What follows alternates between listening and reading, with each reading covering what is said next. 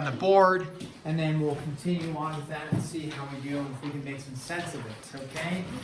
So pull out your notes, and we are, let me pull that example back up. I gave us an assignment to do that you could get started working on, and then we're going to do some more examples today though.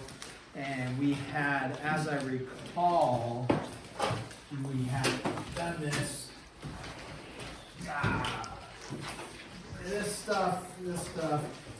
Okay, didn't we have this regular hexagon, right? And then we said find what do we have to do? Find the apothem, right? Find the apothem, and then the area, is that right? Yeah. And then I told you this was 15, and then I told you it was regular. Didn't we have that, right? Yeah. Okay, and then you had to find the apothem. We know the apothem, remember, as a review, it'll always come from the center, and it will always make a 90, which always will make some sort of, maybe like visually we could draw it down here so it's a little bit easier to see so you're not tipping your head sideways. But it'll always make the, what of the little triangle I just drew? The altitude or the height, right?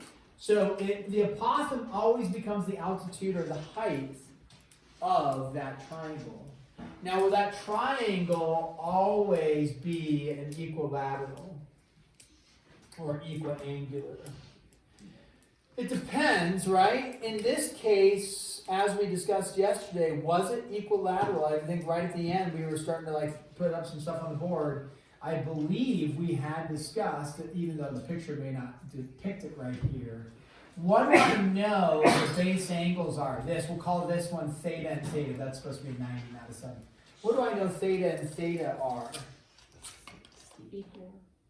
They're equal, right? Because since it's a regular, the radii, we call this a radius, remember? Those are going to be the same, whatever they are. R and R are going to be the same. So we know it's equilateral.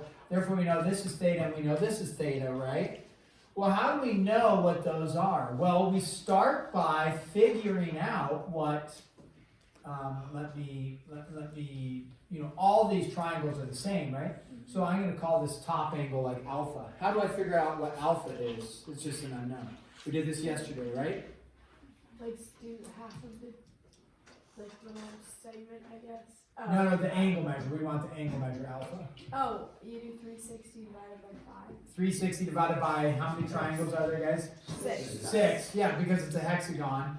And we say, oh, therefore alpha, right, is equal to 60 degrees. So in this case, right, we figured out that top angle here is 60 degrees. If that's 60, and then these two are also the same, what do these have to be? 60. Now, remember, that's only going to work when we're dealing with what shape? Hexagon. As soon as you change the shape, you're not going to be dealing with an equilateral. So it works really nice in a hexagon, but it won't always be that way, okay? So once we know, okay, 60, 60, 60, we know that all of these are the same. So we knew this base was what? What was the base? 15, right? And then what do we know these sides are then? If the base is 15, what do we know the sides are? 15. Okay, we know that's 15. Now remember, we are ultimately looking for the apothem, okay? And we said, okay, here comes down the apothem. You have to get really good at taking a picture and breaking it down into smaller portions with these things. Meaning, you're given hexagon. We broke it down into a triangle, and then we take this, I can do it over here. We take this triangle and we break it down one more into a smaller triangle, and specifically a right triangle where this is 15, that was 60.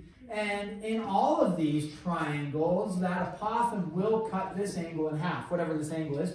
So if this was 60, gets cut in half, what is this now? 30. And then if that's 15, we don't even have to know that this was 7.5.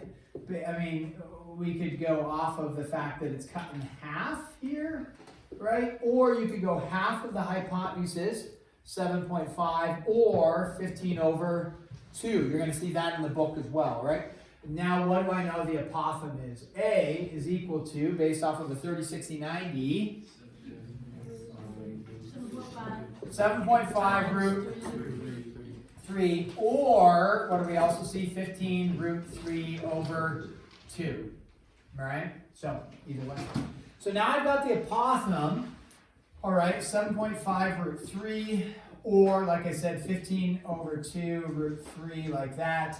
And then what is the area? What's the area formula for a regular polygon? What's the area formula for a regular polygon?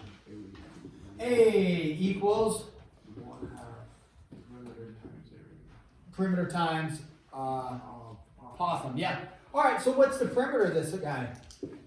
15 times 90. So it's 15 times 6, so yeah, it's going to be 90, times the apothem, which we said was 15 over 2 times root 3. I mean, you can do it all in decimal form. And then we just go from there, right? And then you calculate that all up. If we want this in exact form, go ahead, find this in exact form. I don't know if we finished this yesterday, did we? This is like right as we were finishing up. Find the area in exact form, and then also decimal form to the nearest hundredth. Let's go to the nearest hundredth. So exact form and hundredth. Make sure your calculator's out. And if you don't have a calculator, you should be able to do exact form anyways. And then make sure you have your, and then the decimal form would require some sort of calculator for that, okay? So get those two forming.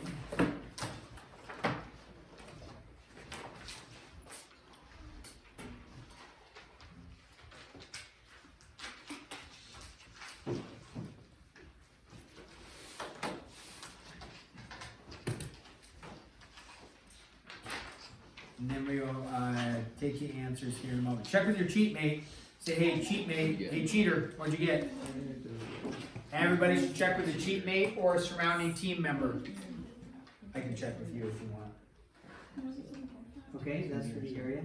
Now, in that area, remember, wherever you're at here, we would have to do 15 times 6, right?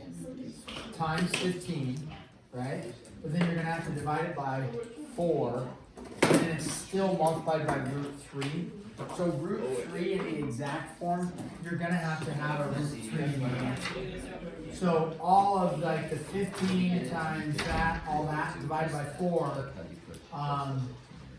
will all be over, it will be multiplied by root 3. So, hello there, Cash. All done? Yeah. Such as it is? Yeah. Okay. Okay, you can sit there, Cash, or orange Cash, I don't know, Max took the seat. Okay, guys, what are we getting for the exact form?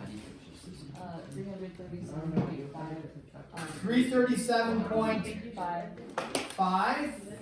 Anybody else? 337.5? No? Or do you want it over 2? Usually the book will have a fractional form. Again, if it's a decimal that's terminating, I'm going to give you credit. I'm not going to say, no, it has to be in fraction form there. So what would this be in fraction form? 675 root 3 over 2. Like that, 675 over 2 times root 3. That's another form. Okay, so both those will be acceptable for exact.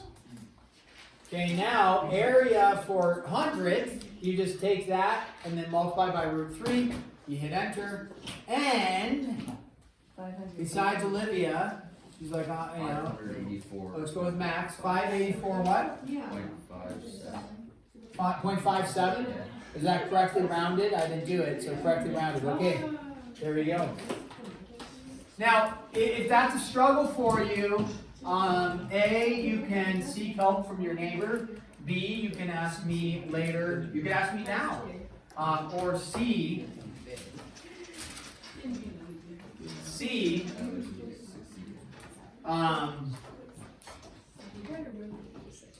Math Lab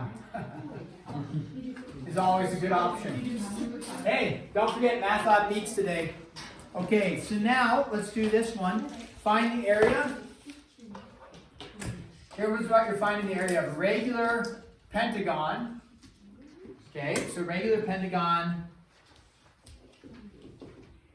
side lengths 25. Okay, so go ahead, find the area of a regular pentagon, side lengths 25. I know that's like broken English. Find the area. Regular pentagon, side lengths 25. How many sides are in a pentagon? I thought so. Okay, one thing you can do that's always helpful for these is draw a picture. And yeah, your pentagon may not be perfectly symmetrical because it's regular and it may not look great. That's okay. Start by drawing a pentagon. Max was informing everybody that he knew how many sides were in a pentagon. I got it. Was he?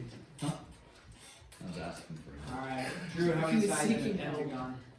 Okay, Drew told everybody 5 in a pentagon. Draw a pentagon.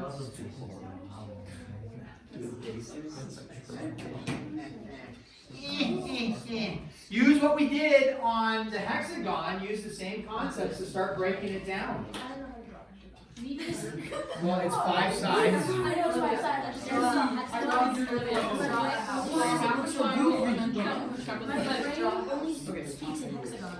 My brain only speaks in hexagons.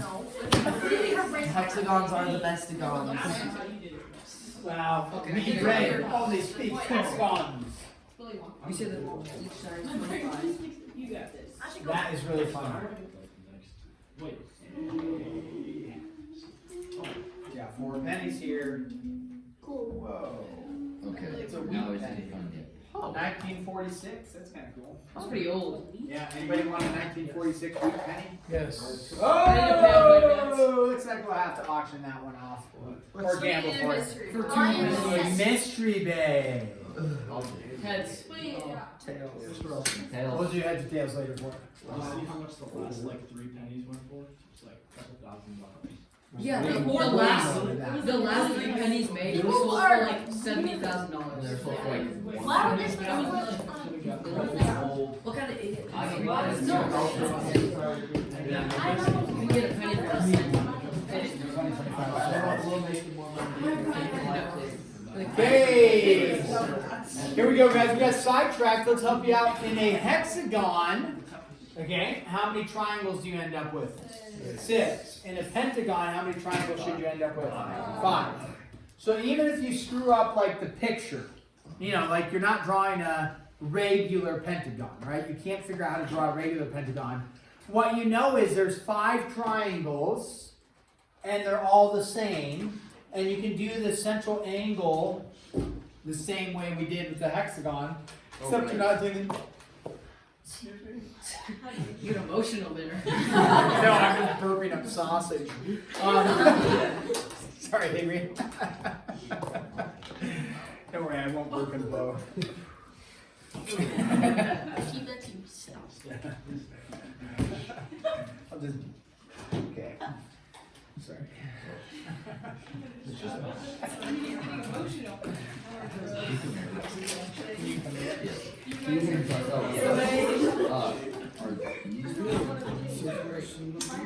Yeah, just like we did with the set hexagon. I think I got it. We voluntarily eat corn with congealed cow milk. Has been on the way. What'd you guys get? Okay. Wait, cash is not done. What do you get for the center? Kid, what'd you get? That looks good. I haven't done it yet. Wait, let me do it. Don't say the answer. You have to find it. Just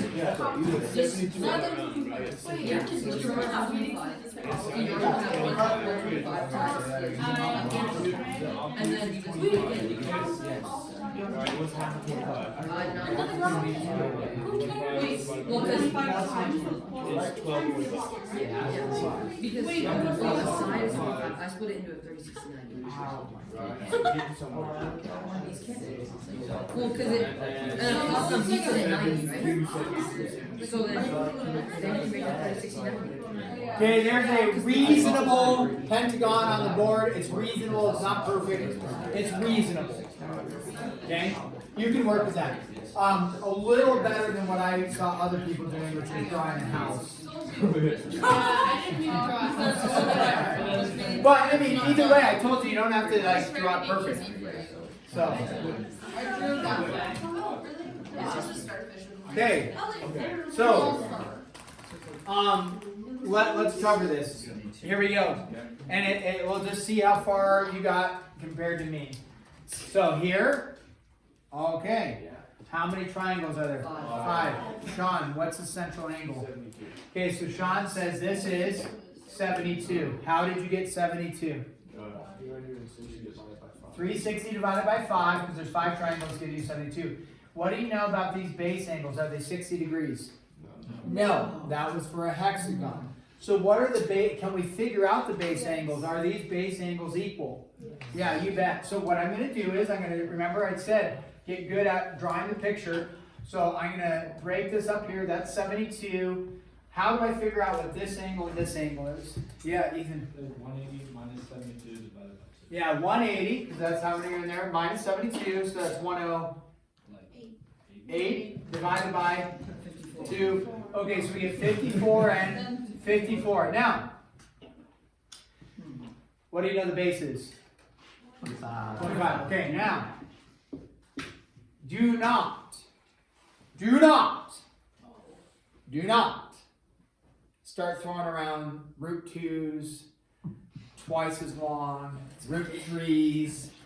What do those have to do with that I just announced? Root 2s, what do those have to do with? 45, 45, 90. Are you looking at, do you see a 45, 45, 90? No. What does root 3 or twice as long or half as big, what does that have to do with, eh? Do you see a 30, 60, 90 up there? No! No! Right. Okay, so we break it down though. So far we're doing okay. What did I just draw here? The dotted line represents the apothem, or the altitude, doesn't, with the apothem.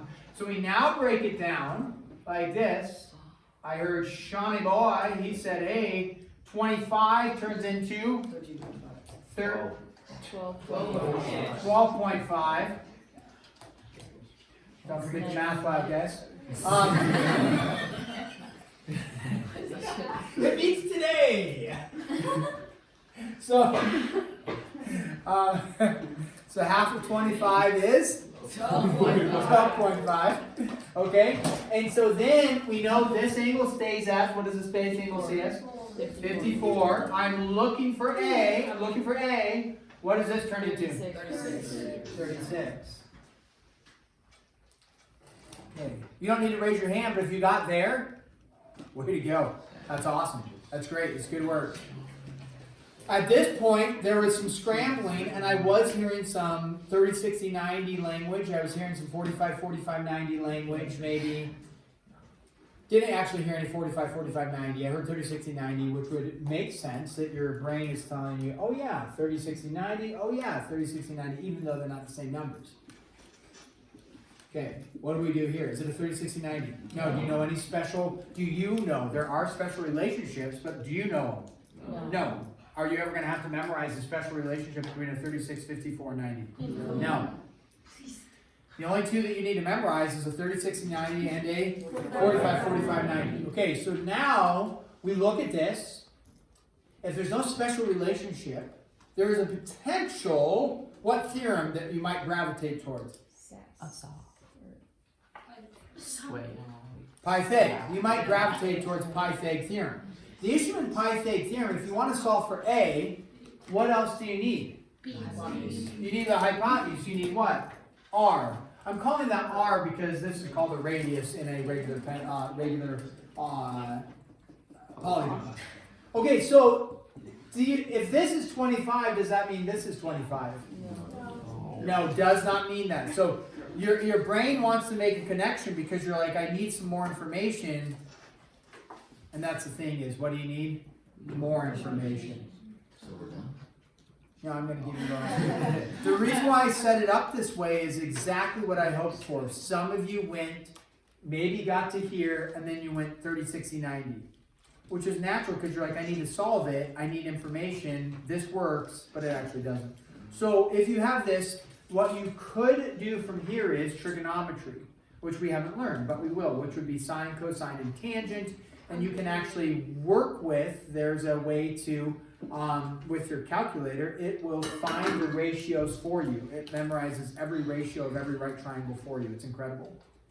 It's incredible. You only have to memorize 2. It memorizes essentially an infinite amount of right triangle ratios. So there is a ratio that will tell you A, your calculator will tell you that for you. It's incredible. That's the trigonometry. We're not learning that yet. So this won't be on the test, because I would give you, the book will give you more information. Guess what they give you? They give you, which I didn't give you because I wanted you to get to hear and struggle just slightly or question it. What they give you is apothem is 17.2. So now, once we get to here, we say perfect, apothem is 17.2. So you actually, if you think about it, you wouldn't have had to do any of this work, because if they gave you side lengths of 25 and if they gave you apothem of 17.2, what's our formula? Sean gave it to us earlier. 1/2 B times A. They gave you the A, right? That was 17.2. How do you find perimeter? Perimeter is what? 25 times? Okay, now in this, is there an exact answer? No, because there's no radical. So in other words, just find the answer. It won't be rounded, actually, I don't think. It'll be rounded like the nearest 10th or 100th.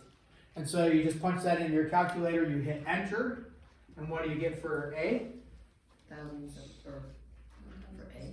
Area? I'm the area. I'm sorry. 1,075. 1,075, exactly. Yeah. So, with the information given to you fully, did you need to draw a picture, do this, do the angle measures? No, because all you needed to do was perimeter times apothem. What I wanted you to do is work on drawing a picture, splitting it up, doing the triangle work, and then getting to a point where it's like, okay, I can do all that. Now I need a little more information, okay? What you can do is when you have a hexagon, can you do it without all the information? Yeah, because it ends up being what kind of triangle right here? 30, 60, 90, okay? So that's why I gave you that one, to challenge you slightly. Maybe. Was it a challenge? Possibly. Yeah. Okay. So I don't want to do that one. I have a question on that. Instead of doing like P times A, is there a way you can just do like base times, I guess, or the apothem times 12.5? And then you'll get 107.5 and you just bring the decimal over and you get the same answer. But it's easier. Yeah, what you're doing is you're finding, if you think about it. So what Avery's asking here, guys, is this. Avery's asking, is there another way besides doing the P times A and blah, blah, blah. So what she said is, like with this one, right? And you did area is equal to 1/2 base, which was 12.5 times the height, which was 17.2. So you found the area of this little triangle, right? And then Avery's saying, what was that area, Avery? 107.5. So if you look at the relationship between here and here, what's the change? What's the only difference? Well, you multiply it by 10. Yeah, you multiply it by 10. Why would you multiply it by 10? There's how many of these little triangles? There's 10. So in that case, yeah, it works. But you don't always multiply it by 10, because how many over here? How many little triangles are there? 12. And so yeah, there's multiple. Or you could find the apothem times this, and find the area of a big one, and then multiply by 5. So yeah, many ways to go about that. Many ways to go about that.